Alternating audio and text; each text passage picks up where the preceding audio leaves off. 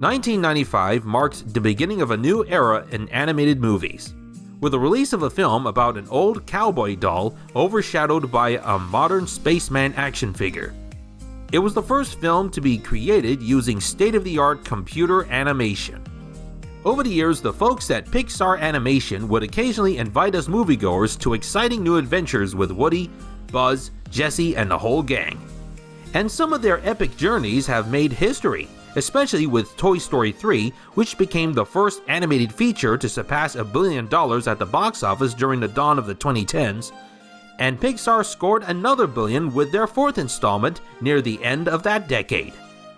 But now, after celebrating their 30th anniversary, the toys are back in town, this time with Jessie as their new sheriff, and their lives might be in bigger danger when their current owner Bonnie is more focused on a new kind of modern plaything. Wait, doesn't that sound oddly familiar? I'm gonna have some words with this Lilypad and let her know how things are run around here. Try to stay calm, Jessie. Buzz, you know me. I'm the definition of calm. That's not gonna work. Okay, but in all seriousness, the writing team at Pixar deserves a lot of credit for creating a fresh take on the franchise's formula. The main premise about the toys facing a device that intentionally hogs more attention from Bonnie is a solid allegory about children today being more attached to touchscreens and being socially online than in real life. However, and this is a big however, the movie made sure that people relying on technology can't always be a bad thing. And considering that one of Pixar's founders is the same guy who introduced us to innovative technology such as smartphones and iPads, it seems only natural that only Pixar can pull off that kind of powerful message.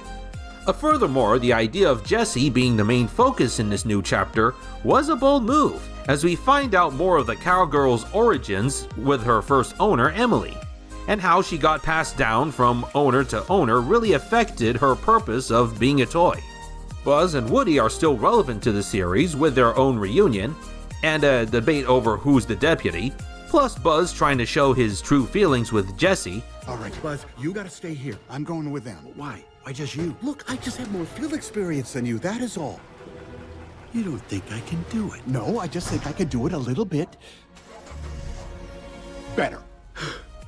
And even the subplot of a truckload of abandoned high-tech Buzz Lightyear figures finding their true goals adds some more engagement to the story. But possibly one character I was surprised to see develop an arc is, well, Bonnie. She was having a hard time making new friends because they were attached to their tablets, and figured the only way to connect with them was to have a device of her own. Throughout the film, she learns this can have its pros, but more notably its cons, especially given how much screen time and social media toxicity can affect the users. Speaking of the device, Lilypad, voiced by Greta Lee, pulls off as a worthy antagonist to the toys. Her self-absorbed attitude and belief that Bonnie should catch up with this new tech makes her a solid foil, yet she doesn't go too far as to be considered a villain. Hi! What the? Sorry, I didn't mean to scare you. Sleep mode, you know? No?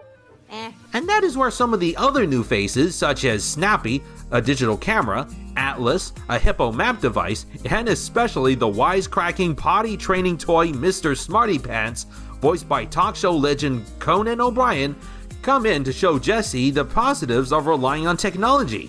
The animation has also been a stellar upgrade from the previous endeavors, especially during the imagination sequences with a watercolor effect to give the illusion of a painting coming to life.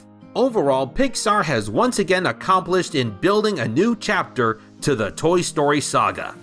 The fifth installment does a fresh new take by having Jessie as the new leader, a solid message about toys and technology coming together, top-notch animation, and seeing old and new faces on this epic joyride. And while this may not be as strongly emotional as the third and fourth chapters, Toy Story 5 still makes sure to have plenty of heart to balance the comedy and action. Major kudos to one of Pixar's forefathers, Andrew Stanton, for taking the helm of the studio's flagship franchise. And if you're still wanting more adventures with Woody, Buzz, Jessie, and the rest of the gang, Well, you'll be happy to hear that the Disney and Pixar games are bringing back all the classic games from the first trilogy to our modern consoles later in 2026. But until then, go out in theaters and watch this new escapade on the big screen. It's another new tale of this beloved series that'll continue to go infinity and beyond. Hey, thank you so much for watching.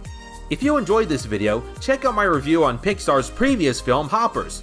And don't forget to hit like and subscribe and share it with your friends. Catch you all on the flip side.